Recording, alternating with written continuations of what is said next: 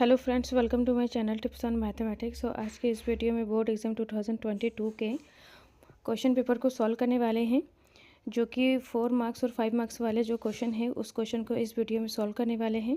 इससे पहले के वीडियो में हमने प्रीवियस ईयर क्वेश्चन पेपर को सॉल्व कर चुके हैं, सो प्लेलिस्ट को चेक करके वीडियो को देख सकते हैं। आज के इस वीडियो में क्वेश्चन नंबर 20 से हम क्वेश्चन को सॉल्व करने वाले हैं और जो क्वेश्चन आपके सिलेबस में है उन्हीं क्वेश्चन को सॉल्व करेंगे। सो वीडियो स्टार्ट करते हैं, जिसमें हमारा पहला प्रश्न है प्रश्न नंबर 20। सिद्ध कीजिए कि 1 प्लस sec a बट्टा sec a बराबर साइन स्क्वायर a बट्टा 1 माइनस कॉस a। तो इसको हमें सिद्ध करना है, तो इसको सॉल्व करते हैं। तो सबसे पहला प्रश्न है हमारा प्रश्न नंबर 20 है, जिसको हमें सिद्ध करना है। तो ये हमारा है प्रश्न नंबर 20, जिसमें हमें बायां पक्ष और दायां पक्ष दोनों को हमें अलग अलग सॉल्व करना है और उसको इक्वल लाना है। तो सबसे पहले यहाँ पर हम बायां पक्ष को सॉल्व करेंगे। तो बायां पक्ष यहाँ पर 1 प्लस sec a बट्टा sec a। तो सबसे पहले बायां पक्ष को लेंगे, जिसको हम साइन और कॉस के पदों में तोड़ेंगे। तो यहाँ पर sec a का जो फॉर्म होता है sec थीटा बराबर 1 अपॉन कॉस थीटा होता है। तो sec a के जगह पे 1 अपॉन कॉस a रखेंगे, बट्टा यहाँ पर भी अपॉन में भी sec a है, तो यहाँ पर 1 अपॉन sec a और यहाँ पर प्लस 1 है। अब यहाँ पर ऊपर वाले में हम cos a एलसीएम ले लेंगे। तो यहाँ पर cos a 1 के साथ गुणा हो जाएगा, तो यहाँ पर cos a प्लस 1 बट्टा cos a आ जाएगा इस तरीके से। फिर यहाँ पर बट्टे में 1 अपॉन cos a है, इस तरीके से है। फिर यहाँ पर सबसे ऊपर वाले को इसके साथ गुणा कर दिया जाएगा और 1 को इसके साथ गुणा कर दिया जाएगा। तो यहाँ पर 1 प्लस कॉस ए गुणा कॉस ए हो जाएगा। फिर बटे में कॉस ए 1 के साथ गुणा हो जाएगा, तो यहाँ पर कॉस ए हो जाएगा। तो कॉस ए से कॉस ए कैंसिल हो जाएगा, तो बचा है यहाँ पर कॉस ए प्लस 1। तो इस तरीके से यहाँ पर हमने बाएं पक्ष को सॉल्व करने के बाद कॉस ए प्लस 1 आया है। सिमिलरली हमें दाएं पक्ष को सॉल्व करना है। तो दाएं पक्ष को सॉल्व करेंगे। तो दाएं पक्ष यहाँ पर है sine square A upon 1 minus cos A है। तो दाएं पक्ष में साइन स्क्वायर ए बट्टा 1 माइनस कॉस है, इस तरीके से लिखेंगे। तो यहाँ पर साइन स्क्वायर और कॉस स्क्वायर के पदों में पहले से ही है। तो यहाँ पर साइन स्क्वायर का जो फार्मूला होता है sine square theta plus cos square theta बराबर 1। तो यहाँ से हम साइन स्क्वायर का फार्मूला निकालेंगे, तो कॉस स्क्वायर थीटा बराबर किधर आएगा, तो माइनस में हो जाएगा। तो यहाँ पर साइन स्क्वायर थीटा बराबर 1 माइनस कॉस स्क्वायर थीटा हो जाएगा। तो साइन स्क्वायर थीटा के जगह पे हम 1 माइनस कॉस स्क्वायर थीटा रखेंगे यहाँ पर। फिर अपॉन में 1 माइनस कॉस थीटा ऐसे ही आ जाएगा। तो यहाँ पर 1 माइनस कॉस स्क्वायर थीटा है, तो 1 को अगर हम स्क्वायर लगा देंगे तो कोई फर्क नहीं पड़ेगा, 1 का स्क्वायर 1 ही होता है। तो 1 स्क्वायर माइनस कॉस स्क्वायर ए, इस तरीके से ये ए माइनस ए स्क्वायर माइनस बी स्क्वायर के फॉर्मूले में इसको कन्वर्ट करने के लिए यहाँ पर एक के स्क्वायर लगा दिया है। तो यहाँ पर ए स्क्वायर माइनस बी स्क्वायर बराबर होता है ए प्लस बी, ए माइनस बी होता है। तो ए के जगह पे यहाँ पर 1 है और बी के जगह पे यहाँ पर कॉस स्क्वायर ए है, कॉस ए है। तो इस तरीके से हो जाएगा 1 minus cos A 1 plus cos A गुणे में हो जाएगा। फिर अपॉन में यहाँ पर 1 माइनस कॉस ए है, ऐसे ही आ जाएगा। 1 माइनस कॉस ए से 1 माइनस कॉस ए कैंसिल हो जाएगा, तो बचा है यहाँ पर 1 प्लस कॉस ए। तो 1 प्लस कॉस ए का मतलब होता है कॉस ए प्लस 1। तो इस तरीके से यहाँ पर बाएं पक्ष को सॉल्व किया और दाएं पक्ष को सॉल्व किया। तो दोनों तरफ हमारा सेम आंसर है। तो इस तरीके से हमें इसको सॉल्व करना है। तो ये इसका फाइनल आंसर है। अब नेक्स्ट प्रश्न को करते हैं। नेक्स्ट प्रश्न है प्रश्न नंबर 22। उस बिंदु का निर्देशांक ज्ञात कीजिए जो बिंदु -1,7 और 4,-3 को मिलाने वाली रेखाखंड को 2:3 के अनुपात में विभाजित करता है। तो हमें उस बिंदु का निर्देशांक ज्ञात करना है। तो इसको हम समझते हैं।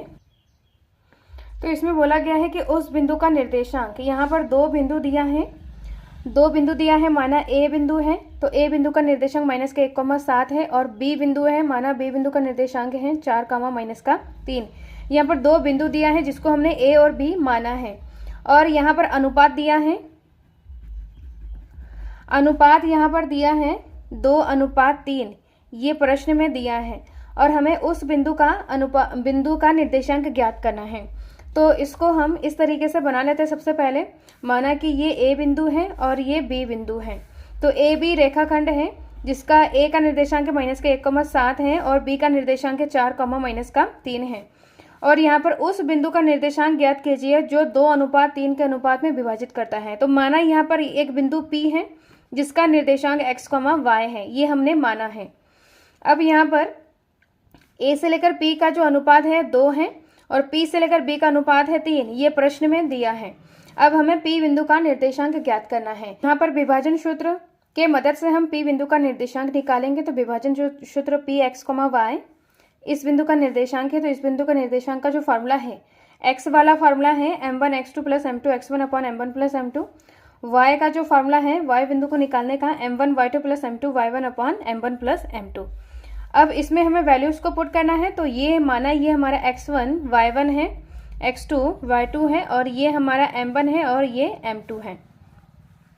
तो Px, y का निर्देशांक निकालेंगे तो m1 2 है, m1 x2 4 है, m1 x2 plus m2 x1, तो m2 यहाँ पर 3 है और x1 है यहाँ पर माइनस का 1 अपॉन m1 प्लस m2, तो 2 प्लस 3 हो जाएगा, कॉमा m1 यहाँ पर 2 है, m1 y2 है माइनस का 3 प्लस m2 है 3 और m2 के बाद y1 है 7 बटा m1 प्लस m2 2 प्लस 3। इसको सॉल्व करना है। यहाँ पर आ जाएगा 4 दूनी 8 माइनस का 3 एकम 3 बटा 3 और 2 5 और 3 दूनी 6 माइनस का है प्लस का 7 तिया 21 बटा 3 और 2 5। अब यहाँ पर हम इसको माइनस करेंगे तो माइनस करने के बाद यहाँ पर 5 आ जाएगा बट्टा 5 और इसको हम प्लस माइनस माइनस, तो इसको हम माइनस करेंगे तो यहाँ पर आ जाएगा 15 बट्टा 5। अब इसको सॉल्व करेंगे तो यहाँ पर आ जाएगा 1 और यहाँ पर 5 तिया 15, तो यहाँ पर आ रहा है 1,3। तो P बिंदु का जो निर्देशांक है x, y, P बिंदु का जो निर्देशांक है 1,3 है। अतः Px, y, तो P बिंदु का जो निर्देशांक है 1, माइनस का 3 है, तो ये इसका फाइनल आंसर है। अब नेक्स्ट प्रश्न को करते हैं। नेक्स्ट प्रश्न है x अक्ष पर वह बिंदु ज्ञात कीजिए जो 2, माइनस का 5 और माइनस का 2,9 से समदूरस्थ है। तो इस प्रश्न को हम सॉल्व करते हैं। 2 बिंदु दिया है, इसमें बोला जा रहा है कि x अक्ष पर वह बिंदु ज्ञात कीजिए जो 2, माइनस का 5 और माइनस का 2,9 से समदूरस्थ है। तो यहाँ पर 2 बिंदु दिया है, माना 2 बिंदु A और B है। तो A बिंदु का निर्देशांक है 2, माइनस का 5, B बिंदु का निर्देशांक है माइनस का 2,9। ये 2 बिंदु है, तो x अक्ष पर वह बिंदु ज्ञात कीजिए जो इसे दर्शाएंगे। A बिंदु है 2, माइनस का 5, x अक्ष में प्लस 2 है, y अक्ष में माइनस का 5 है, तो बिंदु इधर कहीं आ जाएगा 2, माइनस का 5, ये A बिंदु है और B बिंदु है माइनस का 2,9, तो x अक्ष में माइनस आ जाएगा, ये x अक्ष है इसमें माइनस आता है और y अक्ष 9 है, तो इधर कहीं आ जाएगा B बिंदु, ये हमारा दूसरा यहाँ पर आ जाएगा। तो इस तरीके से A और B बिंदु है, तो A और B बिंदु x अक्ष पर वह बिंदु ज्ञात कीजिए जो A और B से समदूरस्थ हो। तो इसको हमें इस तरीके से समझ सकते हैं कि इन दोनों अगर बिंदुओं को हम इस तरीके से मिलाएं तो मिलाने के बाद x अक्ष पर वह बिंदु ज्ञात कीजिए जो ये हमारा x अक्ष है। x अक्ष पर वह बिंदु ज्ञात कीजिए जो इन दोनों से समदूरस्थ हो। तो x अक्ष पर अगर कोई भी बिंदु हमें दर्शाना होता है तो वो बिंदु x, 0 हो जाता है। x अक्ष पर कोई भी बिंदु इस तरीके से है और y अक्ष में यहाँ पर 0 हो जाएगा। x अक्ष के लिए कोई भी बिंदु x, 0 हो जाएगा, 0 के स्थान पर यहाँ y के स्थान पर यहाँ पर 0 हो जाएगा, तो x, 0 हो जाएगा। तो ये x अक्ष के लिए वह बिंदु यहाँ पर x, 0 हो जाएगा। अब यहाँ पर समदूरस्थ के लिए यहाँ पर इस बिंदु को हम P बिंदु मान रहे हैं। समदूरस्थ के लिए यहाँ पर AP बराबर हो जाएगा PB, समदूरस्थ मतलब समान दूरी। तो जो ये P बिंदु है ये बिंदु AB रेखा के मतलब AB रेखा पर स्थित होगा और AP बराबर PB हो जाएगा, समान दूरी हो जाएगा। AP के बीच की दूरी बराबर हो जाएगा PB के बीच की दूरी। तो समदूरस्थ के लिए यहाँ पर AP बराबर हो जाएगा PB, इस तरीके से है। अब यहाँ पर दूरी सूत्र से A और P के बीच की दूरी निकालेंगे, फिर यहाँ पर P और B के बीच की दूरी निकालेंगे। तो यहाँ पर दूरी सूत्र यहाँ पर हो जाएगा रूट x2 माइनस x1 का whole square plus y2 minus y1 का होल स्क्वायर। तो ये हमारा है दूरी सूत्र। माना ये पी क्यू दूरी है तो दूरी सूत्र का फॉर्मूला इस तरीके से हो जाएगा। अब यहाँ पर हमें निकालना है दूरी ए पी का। ए पी के बीच की दूरी निकालना है तो ए बिंदु यहाँ पर 2, -5 है और बी बिंदु है यहाँ पर -2, है। अब ए पी के बीच की दूरी निकालना है तो रूट x2 - x1 का होल स्क्वायर। तो ये x1 y1 x2 y2 x2 - x1 का होल स्क्वायर। तो x2 यहाँ पर x है माइनस x1 है 2 का whole square plus y2 - y1 का होल स्क्वायर। तो y2 यहाँ पर 0 माइनस y1 का होल स्क्वायर, y1 यहाँ पर 5 है, टोटल का होल स्क्वायर आ जाएगा। अब यहाँ पर रूट x - 2 का होल स्क्वायर है तो यहाँ पर जो फार्मूला बनता है a - b का whole square equal to a square plus b square plus 2ab minus 2ab। यहाँ पर माइनस का फार्मूला है तो -2ab हो जाएगा। तो a के जगह पे यहाँ पर x है और b के जगह पे यहाँ पर 2 है। तो x square plus b square, तो यहाँ पर 2 दूनी 4 का स्क्वायर माइनस 2ab, तो -2ab, तो यहाँ पर 4x हो जाएगा। फिर यहाँ पर प्लस है तो माइनस माइनस यहाँ पर प्लस हो जाएगा और 5 का स्क्वायर यहाँ पर 25 हो जाएगा। इसको यहाँ पर सॉल्व करना है तो x स्क्वायर प्लस 4 चक्कू 16 प्लस माइनस यहाँ पर 4x और यहाँ पर प्लस का 25। अब यहाँ पर आ जाएगा x स्क्वायर माइनस का 4x और यहाँ पर 25 और 16 को हम यहाँ पर जोड़ेंगे। तो जोड़ने के बाद यहाँ पर आ जाएगा, इसको हम ऐसे ही छोड़ देंगे। यहाँ पर 16 प्लस 25, इसको हम ऐसे ही छोड़ देंगे। नेक्स्ट यहाँ पर पी बी के बीच की दूरी निकालना है। तो पी बी के बीच की दूरी निकालने के लिए पी बी बराबर रूट x2 - x1 का होल स्क्वायर। तो x1 यहाँ पर माइनस का 2 है और y1 यहाँ पर y1 है यहाँ पर माइनस का 9, y1 है यहाँ पर 9। तो यहाँ पर x2 - x1 का होल स्क्वायर, तो x2 यहाँ पर x है माइनस x1 है माइनस का 2 का होल स्क्वायर प्लस y2 यहाँ पर 0 है माइनस 9 का होल स्क्वायर। अब यहाँ पर आ जाएगा x प्लस 2 का होल स्क्वायर प्लस माइनस का 9 का होल स्क्वायर, तो 9 9 81 आ जाएगा। अब यहाँ पर फार्मूला बैठेगा जैसे a प्लस बी का होल स्क्वायर वाला formula, a square plus B square plus 2ab। तो a स्क्वायर यहाँ पर x square plus b square यहाँ पर 2 दूनी 4 का स्क्वायर प्लस 2ab, तो 4x आ जाएगा प्लस का 81। ये हमारा पी बी है। अब यहाँ पर समदूरस्थ के लिए ए पी बराबर पी बी है, तो ए पी बराबर पी बी है। तो ए पी यहाँ पर है रूट का, ये हमारा ए पी है और ये हमारा पी बी है। समीकरण 1 और समीकरण 2 है ये। तो समीकरण 1 और 2 से इसकी वैल्यू यहाँ पर रखेंगे तो यहाँ पर ए पी का जो मान आया है रूट का x स्क्वायर माइनस का 4x प्लस का 16 प्लस का 25 इस तरीके से है। और यहाँ पर पी वी है x स्क्वायर प्लस का 4 प्लस का 4x प्लस का 81। अब यहाँ पर दोनों तरफ यहाँ पर स्क्वायर रूट है, वर्गमूल है, तो वर्गमूल से वर्गमूल हट जाएगा। तो यहाँ पर बचा है x स्क्वायर माइनस का 4x प्लस का 16 प्लस का 25 बराबर x स्क्वायर प्लस का 4 प्लस का 4x प्लस का 81 इस तरीके से है। अब यहाँ पर दोनों तरफ 4x है, यहाँ पर प्लस है, यहाँ पर माइनस है, यहाँ पर x स्क्वायर प्लस है, यहाँ पर भी x स्क्वायर प्लस है। तो दोनों साइड से सेम x स्क्वायर प्लस है, x स्क्वायर प्लस है, तो ये कैंसिल हो जाएगा। कैंसिल होने के बाद यहाँ पर बचा है 4x माइनस का और ये प्लस का है। यहाँ पर आ जाएगा 2 का स्क्वायर, यहाँ पर 4 आएगा, 4 का स्क्वायर नहीं होगा, यहाँ पर 4 होगा। अब यहाँ पर आ जाएगा 4, तो यहाँ पर आ जाएगा ये भी 4 है और ये भी प्लस का 4 है, तो ये कैंसिल हो जाएगा। तो यहाँ पर बचा है माइनस का 4x प्लस का 25, ये संख्याएं बची है और इधर बचा है 4x प्लस का 81 बचा है।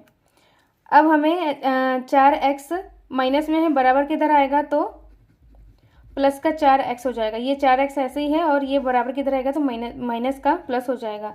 नेक्स्ट यहाँ पर है 25 और ये 81 बराबर किधर आएगा तो माइनस का 81 हो जाएगा।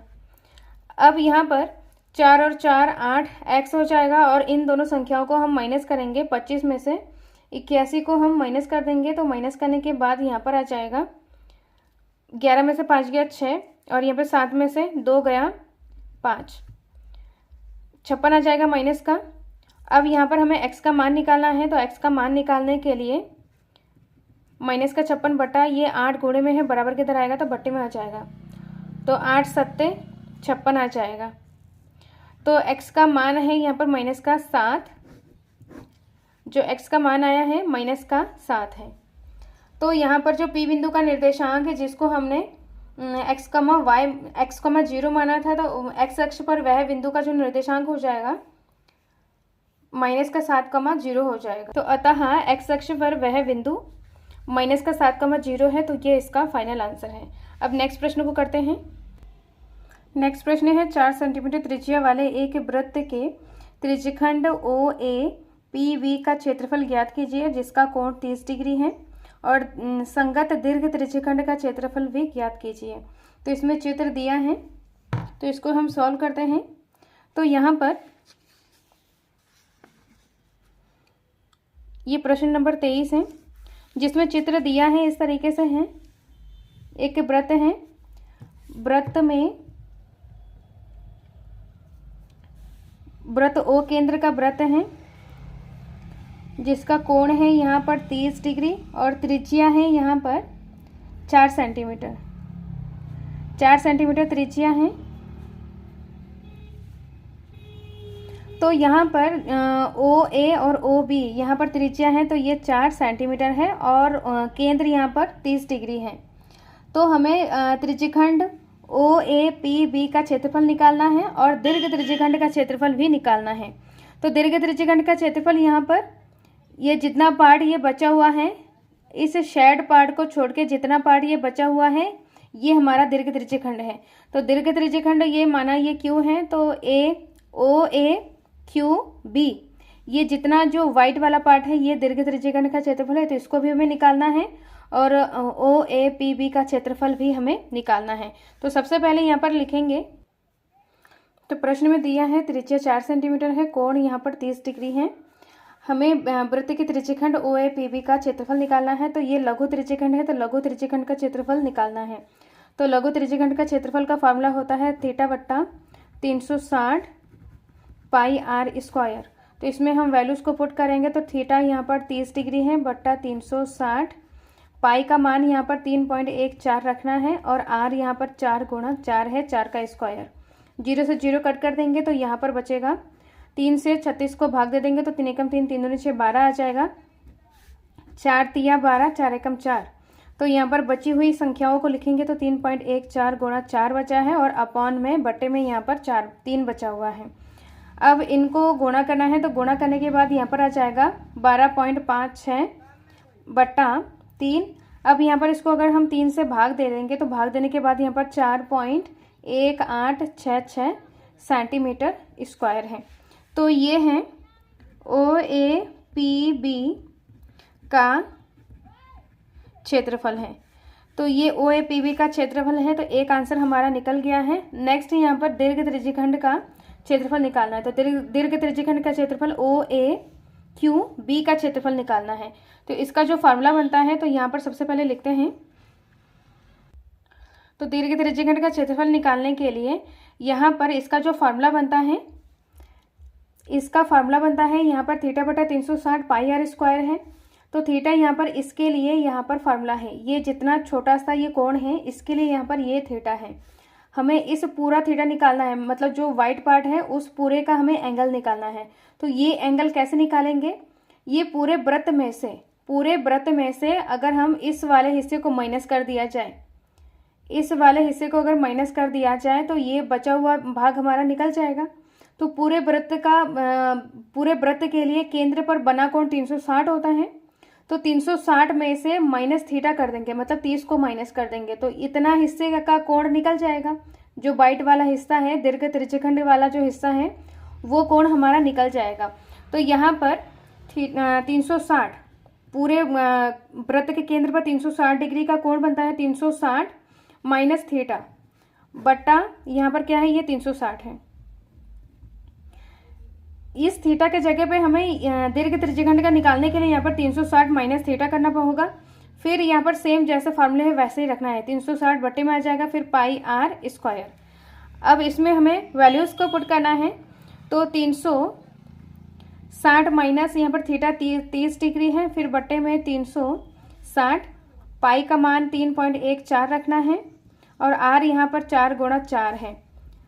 अब इसमें से हमें माइनस करना है, तो 360 में से 30 गया तो यहाँ पर 330 बट्टा 360 आ जाएगा, गुणे में यहाँ पर 3.14 गुणा 4 गुणा 4। अब इसको यहाँ पर हमें सॉल्व करना है, तो यहाँ पर इसको सॉल्व करेंगे हम, तो यहाँ पर आ जाएगा 0 से 0 काट देंगे तो 33 बट्टा 36 आ रहा है, तो 3 से इसको 3 एकम 3 11 आ जाएगा, और यहाँ पर 3 एकम 3 3 दूनी 6, मतलब यहाँ पर 11 बट्टा 12 आ रहा है। फिर यहाँ पर गुणे में 3.14, फिर गुणे में 4 गुणा 4 है, तो 4 एकम 4 4 तिया 12 है। अब यहाँ पर बची हुई संख्याओं को लिखेंगे 11 गुणा 3.14 गुणा 4 बट्टा 3, इस तरीके से आ गया है। अब यहाँ पर हमें इसको गुणा करना है, इन सारे संख्याओं को हम गुणा करेंगे तो यहाँ पर आ जाएगा 138.16 बट्टा 3। फिर यहाँ पर हमें 3 से भाग दे देंगे, तो 3 से भाग देने के बाद यहाँ पर आ जाएगा 46.0533 सेंटीमीटर स्क्वायर। तो ये है हमारा दीर्घ त्रिज्यखंड का क्षेत्रफल। तो दीर्घ त्रिज्यखंड का क्षेत्रफल इस तरीके से है, तो ये इसका फाइनल आंसर है। अब नेक्स्ट प्रश्न को करते हैं। नेक्स्ट प्रश्न है, सिद्ध कीजिए कि किसी बाह्य बिंदु से किसी वृत्त पर खींची गई दो स्पर्श रेखाओं के बीच का कोण स्पर्श बिंदु को मिलाने वाली रेखाखंड द्वारा केंद्र पर अंतरित कोण का संपूरक होता है। तो इसको हम सॉल्व करते हैं। इस क्वेश्चन को हमने पहले के क्वेश्चन पेपर में सॉल्व किया है, सो प्लेलिस्ट को चेक करके वीडियो को देख सकते हैं, या तो इस क्वेश्चन का लिंक डिस्क्रिप्शन बॉक्स में मिल जाएगा। डिस्क्रिप्शन बॉक्स को चेक करके क्वेश्चन को सॉल्व कर सकते हैं। तो इस तरीके से हमें चित्र बनाना है, तो और इसको इस तरीके से सॉल्व करना है, और हमें कोणों का जो योग हो जाएगा वो 180 के बराबर लाना है। तो इसको इस तरीके से सॉल्व करना है, और ये प्रश्न मोस्ट इम्पॉर्टेंट प्रश्न है जो कि बोर्ड एग्जाम के पेपर में 2-3 बार आ चुका है। सो इसको बहुत अच्छे से आपको प्रैक्टिस करना है। अब नेक्स्ट प्रश्न को करते हैं। नेक्स्ट प्रश्न है, दो व्यक्तियों का आय का अनुपात 9:7 है और उनके खर्चों का अनुपात 4:3 है। यदि प्रत्येक व्यक्ति प्रति माह में 2000 रुपये बचा लेते हैं तो उनकी मासिक आय ज्ञात कीजिए। तो ये प्रश्न मोस्ट इम्पॉर्टेंट है, और पेपर बोर्ड एग्जाम के पेपर में ये वाला जो प्रश्न है बार बार पूछे जाते हैं। तो इसको आपको बहुत अच्छे से सॉल्व करना है, बहुत अच्छे से प्रैक्टिस करना है। तो इस क्वेश्चन को सॉल्व करते हैं। तो यहाँ पर प्रश्न में दिया है, दो व्यक्ति का आय का अनुपात 9:7 है और खर्चे का अनुपात 4:3 है, और दोनों व्यक्ति प्रति माह 2000 रुपये बचा लेते हैं। तो यहाँ पर माना दो व्यक्ति का आय यहाँ पर आय का अनुपात 9:7 दिया है, तो इसका आय को हमें मानना होगा। तो माना आय यहाँ पर 9x,7x है, यहाँ पर गुणे में x के रूप में लिखना होगा। यहाँ पर अनुपात दिया है, यहाँ पर आय नहीं दिया है, तो माना दो व्यक्तियों का आय 9x,7x है। यहाँ पर 9 के साथ x का गुणा करना है, 7 के साथ x का गुणा करना है। जब भी इस तरीके से अनुपात में प्रश्न आता है तो उसमें हमें इस तरीके से लिखना होता है। अब यहाँ पर दो व्यक्तियों को खर्चों का अनुपात 4:3 है, तो खर्चा यहाँ पर आ जाएगा 4x, 4y। खर्चे को हमने y से डिनोट किया है, तो यहाँ पर 4y, 3y। आय में यहाँ पर x से किया है और डिनोट किया है, और खर्चे में यहाँ पर y से डिनोट किया है। और प्रत्येक महीने में दोनों व्यक्ति 2000 रुपये बचा लेते हैं। तो बचत का जो फार्मूला होता है, बचत बराबर आय माइनस खर्चा। जितना इनकम होता है, इनकम में से जितना खर्चा हो जाता है और जितना बचा हुआ रुपए होता है उसे बचत बोला जाता है। तो बचत बराबर आय माइनस खर्चा। तो इस फार्मूले की मदद से हम दो समीकरण बनाएंगे। तो यहाँ पर पहले व्यक्ति के लिए लिखेंगे, पहले व्यक्ति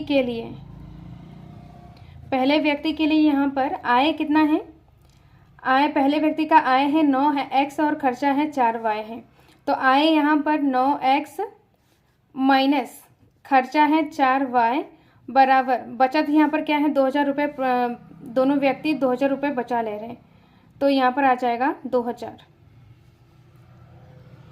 तो इस तरीके से ये है समीकरण नंबर 1। अब यहाँ पर दूसरे व्यक्ति के लिए लिखेंगे।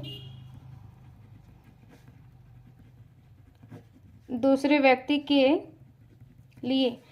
व्यक्ति के लिए यहाँ पर आय कितना है 7x है, माइनस खर्चा कितना है 3y है, बराबर बचत है यहाँ पर 2000 रुपये। तो ये है समीकरण नंबर दूसरा। अब समीकरण 1 और 2 को हमें विलोपन विधि या तो प्रतिस्थापन विधि से सॉल्व करना है। तो इसको हमें विलोपन विधि से सॉल्व करना है। तो विलोपन विधि से सॉल्व करने के लिए x या y के गुणांकों को हमें समान करना होगा। तो समान करने के लिए यहाँ पर हमें 9 को, ये समीकरण 1 को 7 से गुणा कर देंगे और समीकरण 2 को 9 से गुणा कर देंगे, जिससे कि x का जो गुणांक हो जाएगा वो समान आ जाएगा। तो समीकरण 1 को हम 7 से गुणा करेंगे तथा समीकरण 2 को हम 9 से गुणा कर देंगे।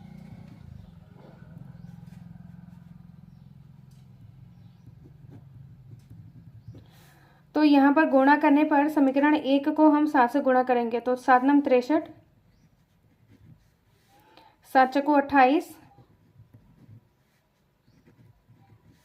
बराबर 7 दूनी 14 और यहाँ पर 0 आ जाएगा। सेम यहाँ पर हमें 9 से गुणा करना है। 9 सत्ते 63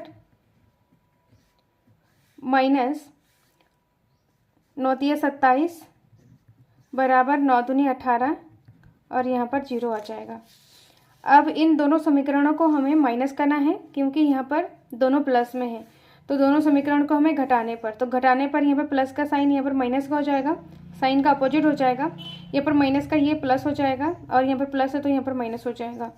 तो ये माइनस का 63 है और ये प्लस का 63 x है, तो ये कैंसिल हो जाएगा। अब यहाँ पर प्लस माइनस माइनस हो जाएगा, इनको माइनस करेंगे तो 28 में 27 गया 1 आ जाएगा और 28 के सामने माइनस तो यहाँ पर माइनस आ जाएगा, माइनस का एक y या तो y बाद एक ही है। अब यहाँ पर 14,000 है, यहाँ पर 18,000 है, तो इसको माइनस करेंगे तो यहाँ पर आ जाएगा 4,000 आ जाएगा। इस तरीके से यहाँ पर जो बड़ी संख्या के सामने माइनस तो यहाँ पर माइनस आ जाएगा, माइनस से माइनस कैंसिल, तो y बराबर 4,000 आ जाएगा। अब y के मान को समीकरण 1 या समीकरण 2 में रखना होगा। तो समीकरण 1 में y का मान रखने पर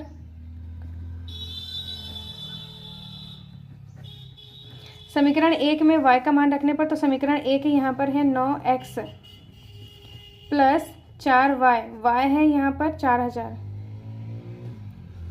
बराबर यहाँ पर आ जाएगा 2,000। 4 को 16 हो जाएगा, यहाँ पर 16,000 है। 16,000 बराबर किधर आएगा, तो ये माइनस का प्लस हो जाएगा और इनको जब हम जोड़ेंगे तो यहाँ पर आ जाएगा 19,000। यहाँ पर आ जाएगा 18,000। तो x का मान हो जाएगा 18,000 बट्टा ये 9 गुणे में आ जाएगा, बट 9 बराबर किधर आएगा, तो ये गुणे में हो जाएगा।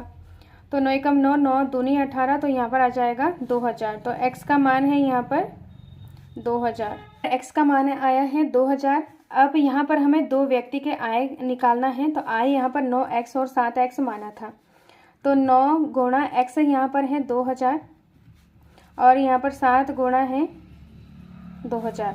तो 9 दूनी यहाँ पर हो जाएगा 18,000 और यहाँ पर आ जाएगा 7 दूनी 14,000। अतः दो व्यक्ति का जो आय है 18,000 और 14,000 है, तो ये इसका फाइनल आंसर है।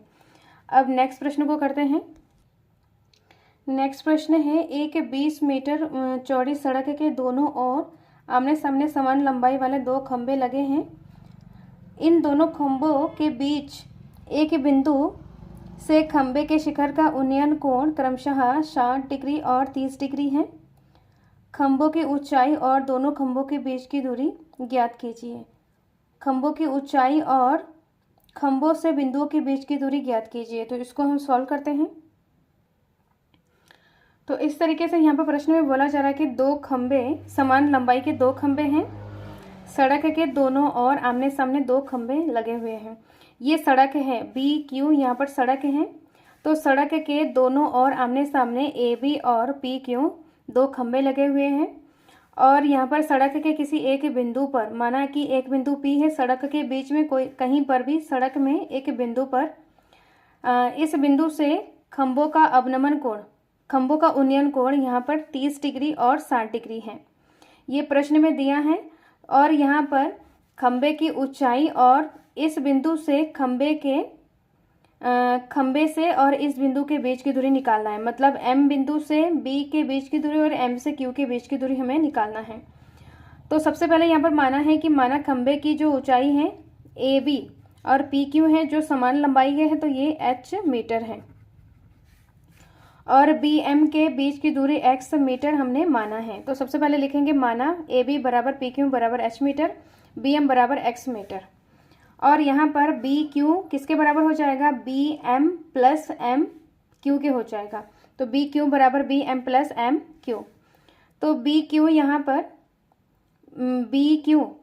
BM यहाँ पर X मीटर है और यहाँ पर MQ और जो सड़क की चौड़ाई है वो 80 मीटर है, तो यहाँ पर आ जाएगा 80। तो MQ का मान निकल जाएगा यहाँ पर।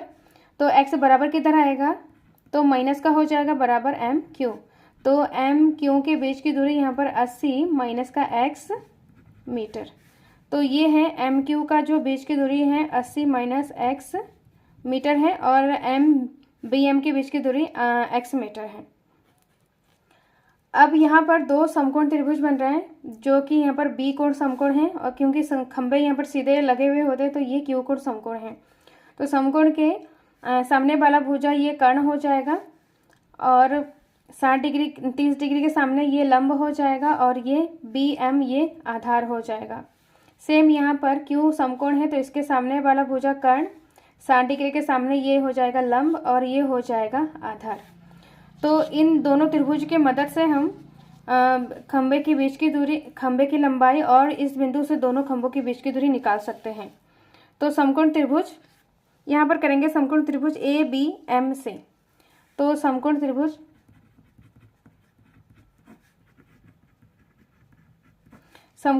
ABM से, तो यहाँ पर हो जाएगा AB बट्टा BM, AB बट्टा BM।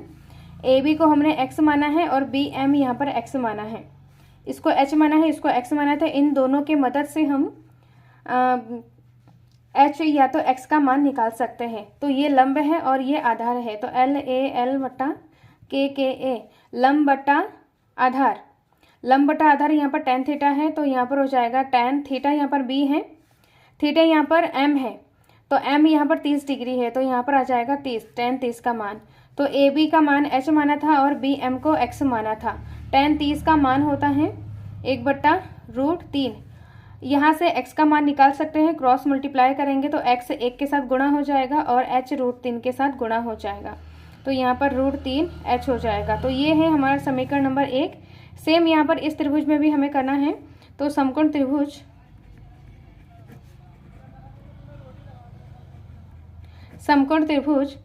PQM से, तो PQM से यहाँ पर PQ बट्टा MQ हो जाएगा। ये हमें H पता है और MQ के बीच की दूरी 80 माइनस X पता है, तो इन दोनों के मदद से हम इसको सॉल्व करेंगे। तो यहाँ पर आ जाएगा PQ बट्टा QM। तो PQ यहाँ पर लंब बट्टा आधार है तो लंब बट्टा आधार यहाँ पर tan थीटा होता है, तो tan थीटा यहाँ पर 60 डिग्री है, ये हमारा 60 डिग्री है। तो PQ को H माना है और QM को हमने 80 माइनस X अभी निकाला है और tan 60 का मान होता है √3। तो इसको जब हम सॉल्व करेंगे तो यहाँ पर आ जाएगा H का मान आ जाएगा 80 माइनस X √3 के साथ गुणा हो जाएगा, तो √3 यहाँ पर हो जाएगा 80 माइनस X मीटर। तो H का मान आ गया है √3 80 माइनस X, ये है हमारा समीकरण नंबर 2। अब हम समीकरण 1 और 2 को हम सॉल्व करेंगे। यहाँ पर H का मान इतना है, H के मान को समीकरण 1 में हम रखेंगे। तो समीकरण 1 से तो यहाँ पर हो जाएगा X बराबर √3 और H का जितना मान है उसको हम यहाँ पर रखेंगे। तो H का मान है √3 80 माइनस X। अब √3 को √3 से गुणा करेंगे तो 3 आ जाएगा और यहाँ पर 80 माइनस X आ जाएगा। तो ये है X का मान है। अब x को अंदर गुणा कर देंगे तो यहाँ पर आ जाएगा, 3 को अंदर गुणा कर देंगे तो 3 अट्ठे 24 और यहाँ पर 240 आ जाएगा माइनस का 3 गुणा x 3x और यहाँ पर x है। अब x का मान निकालेंगे तो 3x बराबर किधर आएगा, तो माइनस का प्लस हो जाएगा और यहाँ पर 240, यहाँ पर 3 और 1 यहाँ पर हो जाएगा 4x बराबर 240 है। अब x का मान निकालेंगे तो यहाँ पर 240/4 है, तो 4 छंग 24 और यहाँ पर आ जाएगा 0, तो x का मान है यहाँ पर 60। x का मान यहाँ पर 60 है, यहाँ पर x का मान 60 है, तो x को हमने bm माना था, तो bm बराबर 60 मीटर। एक आंसर निकल गया है। अब यहाँ पर हमें खंभे की ऊंचाई भी निकालना है और mq भी निकालना है, तो mq बराबर 80 माइनस x है, तो mq बराबर हो जाएगा 80 माइनस का x के जगह पे 60 मान है, इसको माइनस करेंगे तो यहाँ पर आ जाएगा 20, तो mq बराबर 20 मीटर। बिंदुओं से दोनों खंभे के बीच की दूरी निकल गया है। अब हमें खंभे की ऊंचाई निकालना है, तो खंभे की ऊंचाई हमें h का मान निकालना है। तो h का मान निकालने के लिए समीकरण 2 से, तो समीकरण 2 में यहाँ पर है h बराबर √3 80 माइनस x मीटर है, तो h बराबर √3 80 माइनस x का मान है यहाँ पर 60, इसको माइनस करेंगे तो यहाँ पर आ जाएगा 20, तो h बराबर खंभे की जो ऊंचाई है 20√3 मीटर, ये आ गया है। तो यहाँ पर तीनों मान हमारा निकल गया है।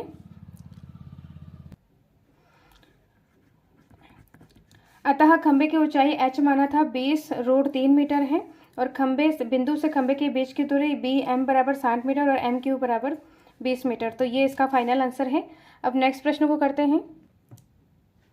नेक्स्ट प्रश्न है जो कि इस वीडियो का लास्ट प्रश्न है। कक्षा 10 के 60 छात्रों का गणित में प्राप्तांक नीचे सारणी में दर्शाया गया है। प्राप्तांक का बहुलक ज्ञात कीजिए।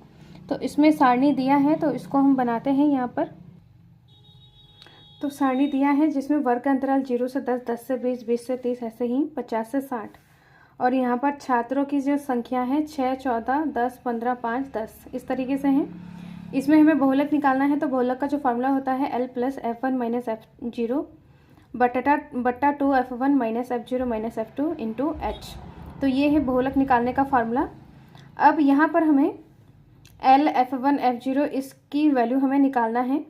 तो बहुलक में सबसे पहले यहाँ पर बहुलक वर्ग निकालना होता है। तो बहुलक वर्ग यहाँ पर जो छात्रों की संख्या है ये हमारा फ्रीक्वेंसी है Fi। तो Fi में सबसे पहले यहाँ पर देखना होता है कि Fi में कौन सी संख्या सबसे ज़्यादा है, वो हमारा बहुलक वर्ग हो जाता है। तो इसमें बहुलक वर्ग यहाँ पर 15 ज़्यादा है, 5, 10, 14, 10 और 6 इस तरीके से है। तो सबसे ज़्यादा संख्या क्या है, 15 है। तो ये हमारा बहुलक वर्ग है, ये हमारा बहुलक वर्ग है। तो ये हो जाएगा 15 जो है ये हमारा F1 हो जाएगा। इसके सामने वाला जो है ये F0 हो जाएगा और F1 के बाद वाला F2 हो जाएगा। और इस बहुलक वर्ग में जो निम्न सीमा है ये हमारा L हो जाएगा। तो सबसे पहले हमें इसको नोट डाउन करते हैं। यहाँ पर F1 बराबर 15। सबसे पहले हमें इसको इधर लिखना है, फिर यहाँ पर फॉर्मूला लिखना है। तो F1 यहाँ पर 15 है, F0 है यहाँ पर 10, F2 है 5, L यहाँ पर है 30 और H यहाँ पर 0 से 10, 10 से 20 यहाँ पर 10, 10 का अंतर है। तो यहाँ पर हो जाएगा H 10। इन वैल्यूज़ को हमें फार्मूले में पुट करना है। तो बहुलक का फार्मूला इस तरीके से है जिसमें L का मान है 30 प्लस F1 है यहाँ पर 15 माइनस F0 है 10 बट्टा 2F1। F1 है यहाँ पर 15 माइनस F0 है 10 माइनस F2 है यहाँ पर 5 इंटू H है यहाँ पर 10। अब इसको कैलकुलेट करना है और आंसर निकल जाएगा। तो 15 में से 10 गया, यहाँ पर हो जाएगा 5 बट्टा 15 दूनी 30 माइनस माइनस प्लस, तो इसको हम जोड़ेंगे तो यहाँ पर आ जाएगा 15 और बड़ी संख्या के सामने माइनस तो यहाँ पर आ जाएगा माइनस और यहाँ पर गुणे में 10 है। तो 30 प्लस यहाँ पर आ जाएगा 5 और इसको माइनस करेंगे तो यहाँ पर आ जाएगा 15 और यहाँ पर है 10, गुणे में 10 है। अब इसको जब हम सॉल्व करेंगे तो यहाँ पर 5 दूनी 10, 5 तिया 15 इस तरीके से आ जाएगा। तो यहाँ पर 30 और यहाँ पर 5 दूनी 10 आ जाएगा बट्टा 3। अब 10/3 को हम यहाँ पर एलसीएम लेके भी सॉल्व कर सकते हैं, तो उस तरीके से हम सॉल्व नहीं करेंगे, उससे हमारा कैलकुलेशन बढ़ जाएगा। डायरेक्टली अगर इसको हम डिवाइड कर देंगे क्यों, और ये छोटी संख्या है, यहाँ पर डिवाइड करने में भी ज़्यादा टाइम नहीं लगेगा। तो यहाँ पर इसको जब हम डिवाइड करेंगे तो डिवाइड करने के बाद यहाँ पर आएगा 3.33, यहाँ पर लगातार आ जाएगा 3.333 इस तरीके से आएगा। अब इसको हमें जोड़ना है, तो जोड़ने के बाद यहाँ पर आ जाएगा 33.33। तो बहुलक यहाँ पर बहुलक का मान है 33.33। तो ये इसका फाइनल आंसर है। नेक्स्ट वीडियो में बोर्ड एग्जाम के प्रिपरेशन के लिए मोस्ट इम्पॉर्टेंट क्वेश्चन के सॉल्यूशन लेके आएंगे। और इस वीडियो को ज़्यादा से ज़्यादा शेयर करें जिससे कि इस वीडियो का हेल्प सबको मिले, और वीडियो को ज़्यादा से ज़्यादा लाइक शेयर और सब्सक्राइब करें। मिलते हैं नेक्स्ट वीडियो में। Thank you so much.